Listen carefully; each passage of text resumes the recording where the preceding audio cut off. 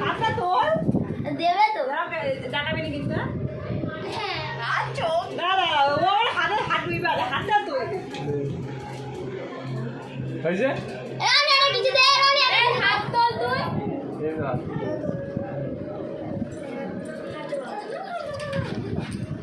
ওই তো অনেক ইয়া বল দিছি তাই আছে রাজা যা হেরে গেছে বল দি ঘুরিয়ে দিবি তো ভালো